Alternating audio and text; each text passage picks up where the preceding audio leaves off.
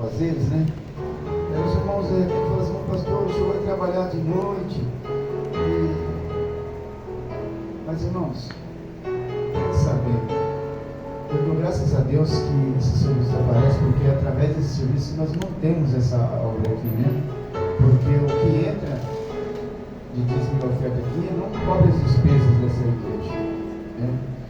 Então, eu dou graças a Deus. No mês passado, eu louvei a Deus por aqueles carretos que eu fiz, né? Que a gente conseguiu suprir, né? Então é assim que Deus vem abençoando. Então, cada vez que surge um serviço, a gente procura não desperdiçar. E hoje eu recusei mais um, porque esse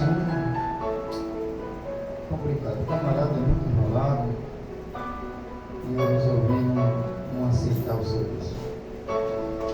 Nós lemos nessa noite o livro de Marcos, capítulo 5, e eu gostaria de enfatizar alguma coisa importante que eu analisei, né? Eu sempre faço meus análises ali no serviço, mas hoje eu não tive tempo. Em casa, quando eu cheguei, peguei a Bíblia rapidamente e comecei a ler e encontrei esse texto.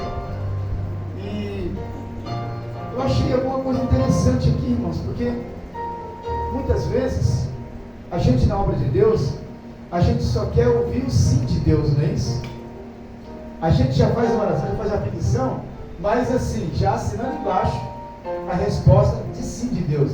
A gente nem sabe se Deus vai aprovar ou não aquela petição, mas a gente já faz a oração pedindo, já assim, olha, entendeu?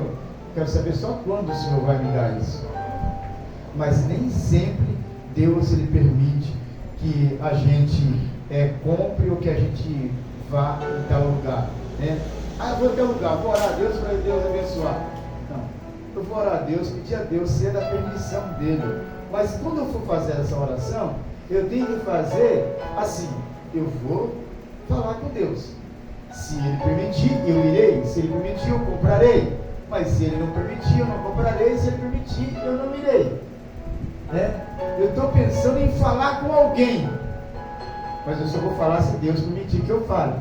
Mas só fale se Deus permitir, porque se você falar sem a permissão de Deus, tudo vai complicar. Eu vou sair do meu emprego, porém vou falar com Deus antes. Não saia sem antes falar com Ele. Eu vou abrir um negócio, e assim por diante. Nesse texto aqui, nós vamos encontrar algo interessante, irmãos. Talvez a gente, quando recebe um dom de Deus, recebe uma dádiva de Deus, a gente fica imaginando assim, olha, Deus é comigo e tudo que eu for pedir para Ele, eu tenho certeza que Ele vai me dar. E às vezes não funciona assim. Aconteceu com Moisés, né, que era um homem, que Deus olhou para ele, né, entendeu que ele era a pessoa adequada, né, mas nem todas as coisas Deus cumpriu na vida de Moisés. Né? Davi também era segundo o coração de Deus, mas nem todas as coisas Deus permitiu que Davi fizesse. E assim por diante. Né? Paulo, grande homem de Deus, usado poderosamente, ele foi chamado por Deus, né? Porém, nem todas as coisas que Paulo desejou, Paulo conseguiu da parte de Deus. Então nós precisamos entender que o não de Deus também é bem-vindo.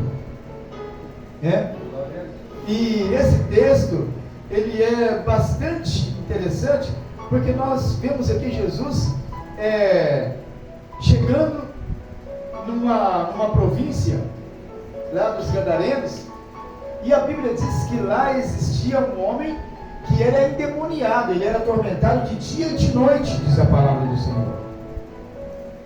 E por ele ser atormentado, as pessoas fugiam dele, porque ele se debatia, ele se machucava, e ninguém conseguia o prender. Segundo a palavra de Deus, todas as cadeias, ou seja, todas as correntes, amarraduras, ataduras que colocavam nos seus braços e suas pernas, ele esmiuçava, virava em pedaços, pelo poder dos espíritos malignos que estavam nele, que era uma legião.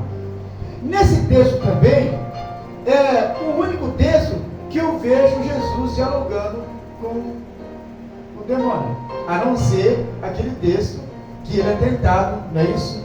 Aquilo foi uma outra situação, né? Mas pessoas endemoniadas é o único texto que encontra Jesus dialogando com o demônio, né? Mas é um diálogo assim, rápido. E Jesus só pergunta, né, para ele qual é o nome. Qual é o teu nome? Ele disse, legião, porque nós somos muitos. E o interessante, irmãos, que às vezes nós não se dá conta que tem lugar que os demônios, eles preferem habitar ali.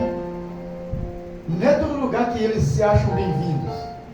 Existem lugares preferidos. Por exemplo, aqui, a profícia de Gadara era um lugar que eles gostavam muito de estar e eles não queriam sair dali. Tanto é que eles pediu para que Jesus não expulsasse daquela província. Podia expulsar ele daquele cidadão, mas que não expulsasse ele daquelas províncias. E assim foi feito. Eles não foram expulsos da província. Eles permaneceram. Eles foram. Aí eles olharam assim e disseram, olha, tem uma manada de porcos ali, quase 2.000 porcos. Ordena que a gente vai para ali. Não é isso? Se vocês forem analisar o texto, vocês vão encontrar, no versículo 10, eles dizendo assim, e rogavam-lhe muito que os não enviasse fora daquela província, porque ali era muito confortável para eles. Então você imagina que tem lugares que tem infestação de demônios, porque eles gostam muito daquele lugar. Tem lugar que vai acontecendo desastres, um em cima do outro, porque a habitação dos demônios está mais localizada naquela região.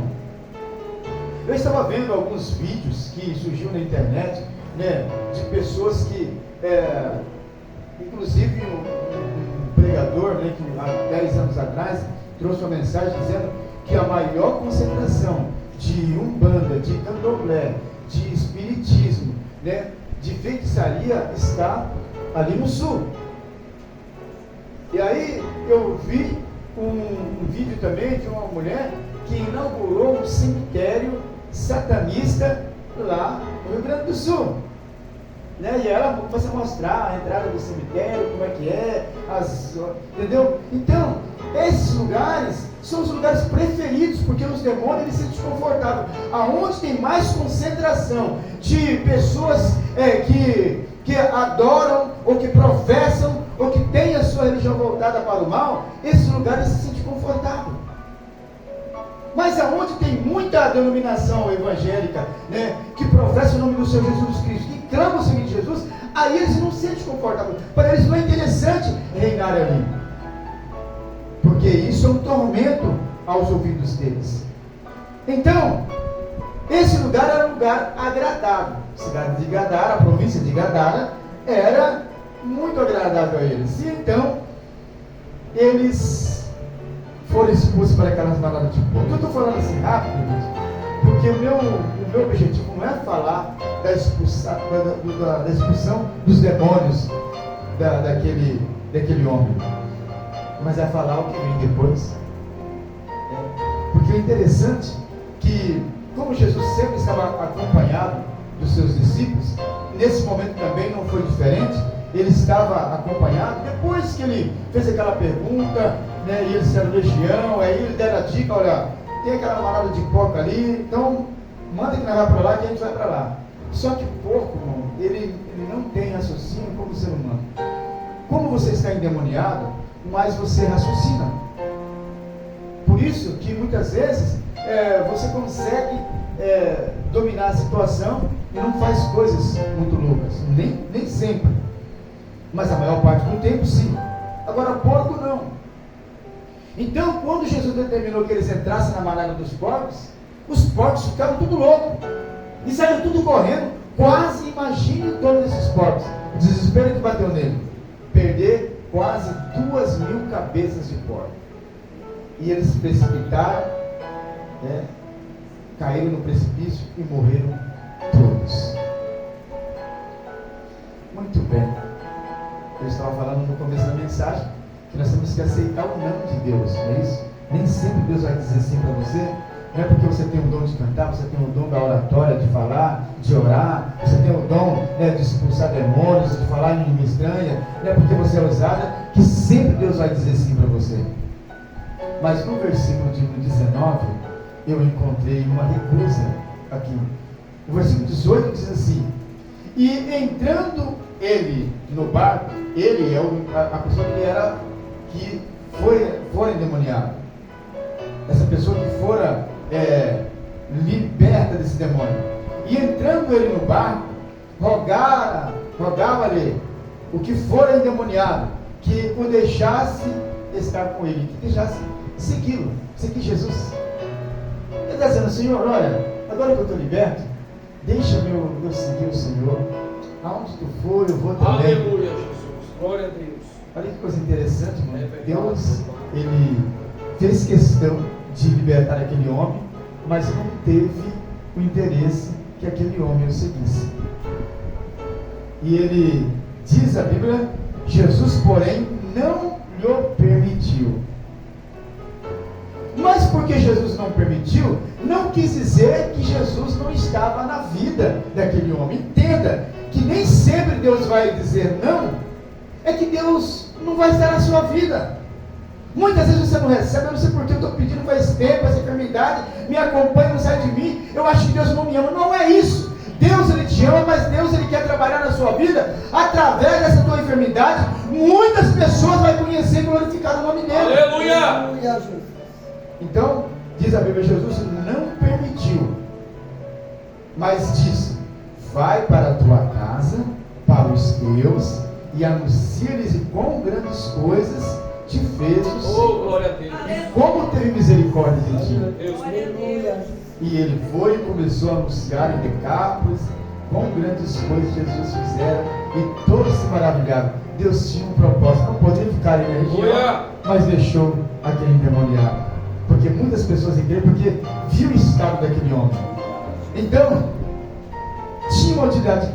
Observe, os irmãos, que os outros que Jesus chamou, eles disseram: não, deixa eu ir para os meus. Não, qualquer que põe a mão no arado não pode olhar para trás, né? Deixa teu pai e tua mãe, deixa os portos terra seus mortos. Mas parece que ele mandou ir para os seus.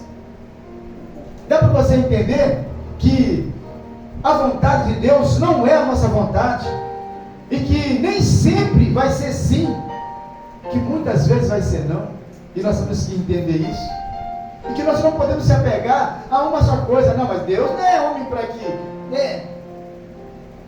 Nós precisamos entender, tem casos e casos.